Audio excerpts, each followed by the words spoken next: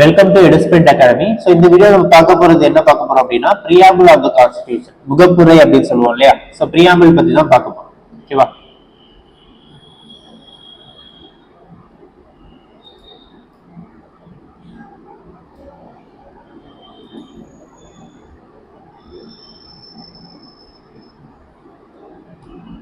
So preamble அப்படின்ற word பார்த்தீங்க அப்படின்னா உங்களுக்கு முகப்புரை அப்படின்றது தமிழ்ல இருக்கும்.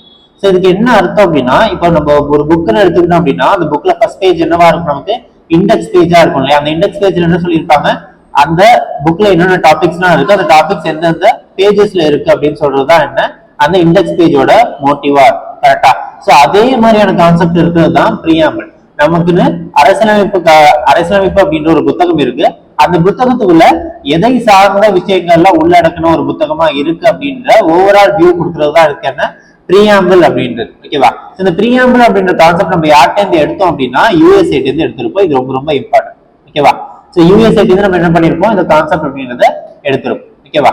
ஸோ நெக்ஸ்ட், ஸோ பிரியாம்பிள் அப்படின்றது முகப்புரை அப்படின்னு பார்த்தாச்சு. அதுல என்னென்ன கிறிஸ்பான விஷயங்கள் இருக்கும் அப்படின்னு சொல்லியாச்சு. நமக்கு ஒரே ஒரு சிங்கிள் பேஜஸ் அப்படின்றது தான் இருக்கும் அந்த பிரியாம்பிள் பத்தின விஷயம். ஸோ அந்த பிரியாம்பிள் அப்படின்றத நம்ம எதை சார்ந்து எடுத்தோம் அப்படின்னா நேருடைய அப்ஜெக்டிவ் ரெசல்யூஷன் பொறுத்து தான் நம்ம எடுத்துருவோம்.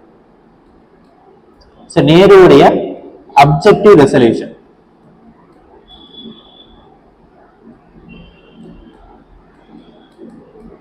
ஓகேவா?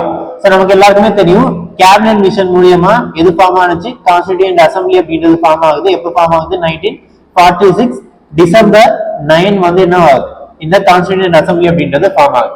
சோ கான்ஸ்டிடியூயன்ட் அசெம்பிளி ஃபார்ம் ஆன டிசம்பர் 13ல என்ன பண்ணுவாரு, நேரு ஒரு உரை வந்து சொல்லுவார். ஓகேவா?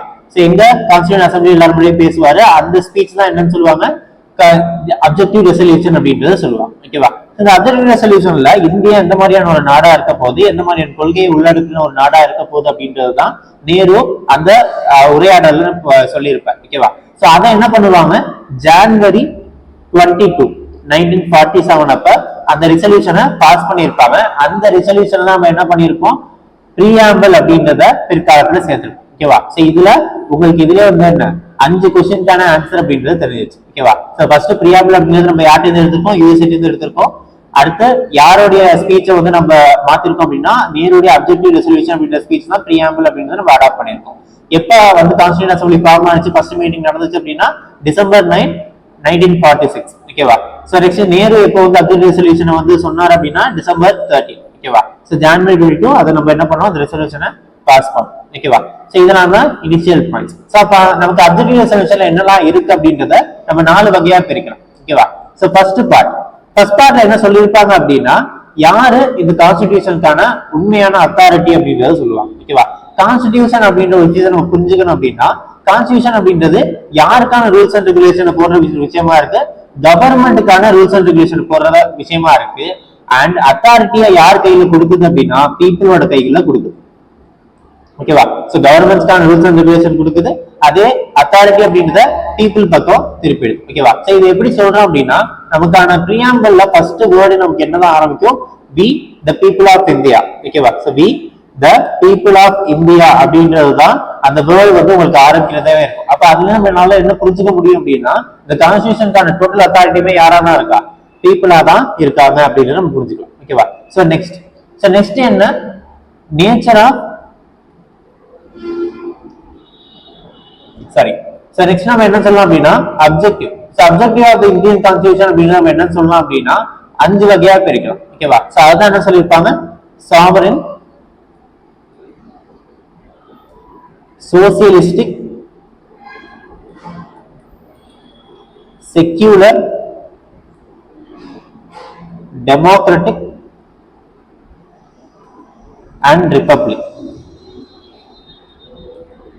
இந்த 5 சேர்ந்ததுதான் என்ன கான்ஸ்டிடியூஷன் ஆஃப் இந்தியாவா இருக்கும். ஓகேவா? சோ அப்ப சாவரின் அப்படின்றது நம்ம என்ன சொல்லுவோம், தமிழ்ல இறையாண்மை அப்படின்னு சொல்லுவோமா. சோ அப்ப இன்டர்னலாவும் சரி எக்ஸ்டர்னலாவும் சரி நம்மள அடக்குமுறை செய்யறதுக்கு எந்த ஒரு சக்தியுமே கிடையாது அப்படின்னு சொல்றதா என்ன சாவரின் அப்படின்றத நம்ம சொல்லுவோம். நெக்ஸ்ட் என்ன, சோசியலிஸ்டிக் அப்படின்னா சம தர்மம் அப்படின்னு தமிழ்ல சொல்லுவீங்க. சம தர்மம் அப்படின்னா எல்லாருக்குமே எல்லா விஷயமே கிடைக்க வைக்கணும் அப்படின்றதுதான் சோசியலிஸ்டிக் பிரின்சிபலா இருக்கும். நெக்ஸ்ட் செக்யூலர் அப்படின்னா மத சார்பற்ற நாடு அப்படின்னா நம்ம என்ன சொல்லுவோம், கவர்மெண்ட் எந்த ஒரு மதத்தையுமே ஃபாலோ பண்ணாது, ஆனா அந்த நாட்டுல இருக்க மக்கள் எந்த ஒரு மதத்தினாலுமே ஃபாலோ பண்ணலாம், அதுக்கான ஃப்ரீடம் கொடுக்கறதா என்ன செக்யூலர் கேரக்டரிஸ்டிக்ஸா இருக்கும். Next democratic.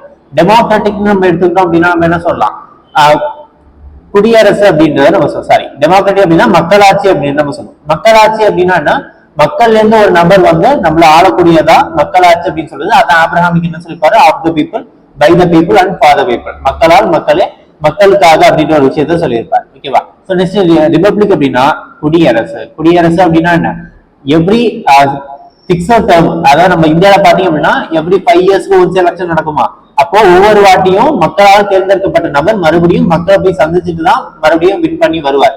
For example Modi government எடுத்துட்டோம் அப்படின்னா 2014 ஃபர்ஸ்ட் டைம் வந்தாங்க, ஆனா அதுக்கப்புறம் 3 வாட்டி என்ன பண்ணிட்டாங்க, மக்களை சந்திச்சுட்டாங்க இல்லையா. சோ மக்களால் தேர்ந்தெடுக்கப்பட்ட நபரா இருந்தாலும் மறுபடியும் என்ன பண்ணிட்டு வரணும், அவங்கள மக்களை போய் சந்திச்சுட்டு ஓட்டு அவங்களுக்கு மெஜாரிட்டி இருக்குன்னு நிரூபிச்சுட்டு தான் வரணும் அப்படின்றதுதான் ரிபப்ளிக் அப்படின்றது. சோ இதெல்லாம் தான் என்னவா இருக்கும், அப்ஜெக்டிவ்ஸ் ஆஃப் இந்தியன் கான்ஸ்டிடியூஷன் இருக்கும். சோ நெக்ஸ்ட் என்னன்னு பார்க்கலாம் அப்படின்னா நேச்சர் ஆஃப் இந்தியன் கான்ஸ்டிடியூஷன் அப்படின்றது. நேச்சர் அப்படின்னா நம்ம என்ன பிரிக்கலாம், அதை 4ஆ பிரிக்கலாம். ஒன்னு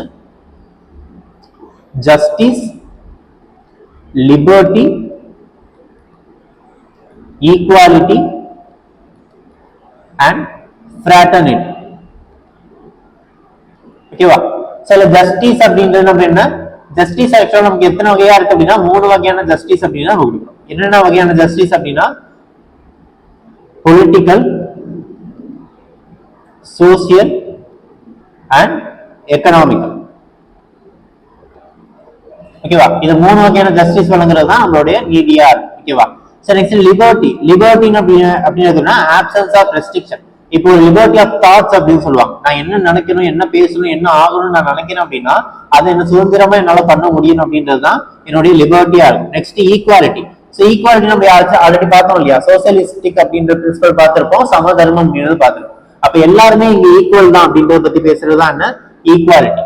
ஃப்ரெட்டர்னிட்டி அப்படின்னா பிரதர்ஹுட்னு சொல்லுவாங்க, சகோதரத்துவம். ஓகேவா. இந்த சகோதரத்துவம் அப்படின்றது எல்லாருமே வந்து என்ன பண்ணணும், சகோதரமா ஒற்றுமையா இருக்கணும் அப்படின்றதுதான் இந்த ஃப்ரெட்டர்னிட்டி அப்படின்றது பேசும். ஓகேவா. சோ நெக்ஸ்ட் என்ன பார்க்கணும் அப்படின்னா 4th பாயிண்ட் நம்ம பார்க்க வேண்டியது அடாப்ஷன் ஆஃப் இந்தியன் கான்ஸ்டிடியூஷன் அப்படின்றது. அடாப்ஷன் ஆஃப் இந்தியன் கான்ஸ்டிடியூஷன் நம்ம என்ன பார்ப்போம், எந்த டேட்ல நம்ம இந்தியன் கான்ஸ்டிடியூஷன் அடாப்ட் ஆனிச்சு அப்படின்றத பார்ப்போம். ஓகேவா. சோ அப்ப எந்த டேட்ல ஆனிச்சு, நவம்பர் 26, 1949. சோ இதுதான் என்ன சொல்லுவாங்க, கான்ஸ்டிடியூஷன் டே ஆஃப் இந்தியா அப்படின்றத சொல்லுவாங்க. ஏன்னா அன்னைக்கு தான் எல்லா ஆர்டிகளுமே என்ன பண்ணாங்க, 395 ஆர்டிகல்ஸ் இருந்தது இல்லையா, அந்த 395 ஆர்டிகல்ஸுமே இந்தியா இதுதான் என்னுடைய கான்ஸ்டிடியூஷன் அப்படின்றத அடாப்ட் பண்ணிருக்கோம். ஓகேவா. சோ இது இந்த 4 பாயிண்ட் தான் நம்ம என்னன்னு பார்ப்போம், பிரியாம்பிள் அப்படின்றத பார்ப்போம். சோ இது இல்லாம எக்ஸ்ட்ரா பாயிண்ட் என்ன பார்க்கணும் அப்படின்னா பிரியாம்பிள் இது வரைக்கும் ஒரே ஒரு முறை தான் அமெண்ட் ஆயிருக்கு. சோ அது எப்போ அப்படின்னா 42nd கான்ஸ்டிடியூஷனல் அமெண்ட்மெண்ட் ஆக்ட். ஓகேவா. 42nd கான்ஸ்டிடியூஷனல் அமெண்ட்மெண்ட் ஆக்ட்ல புதுசா 3 வார்த்தைகளை சேர்த்தாங்க. என்னென்ன வார்த்தைகள் அப்படின்னா socialistic, secular and integrity. So integrity வேர்டுங்க ஆக்சுவலா நம்ம பார்த்துக்க மாட்டோம். சோ அது எது கீழே வரும் அப்படின்னா ஃப்ரெட்டர்னிட்டி அப்படின்ற வேர்டு கீழே வரும். ஃப்ரெட்டர்னிட்டி கீழே உங்களுக்கு எந்த வேர்டு மட்டும் அப்படி வேர்டு மட்டும் தான் இருந்தது அப்படின்னா யூனிட்டி அப்படின்ற வேர்டு மட்டும் தான் இருக்கு. சோ அது கூட எதையுமே சேர்த்தாங்க, இன்டெகிரிட்டி ஒருமைப்பாடு அப்படின்றதையுமே உள்ள சேர்த்தாங்க. சோ இதெல்லாம் தான் உங்களுக்கு பிரியாம்பிள்ல முக்கியமான பாயிண்ட்ஸ். சோ இந்த பாயிண்ட்ஸை நீங்க ரீகால் பண்ணிட்டு போனீங்கனாலே பிரியாம்பிள்ல இருந்து வர क्वेश्चंस நம்மளால அட்டன் பண்ணலாம். So thank you.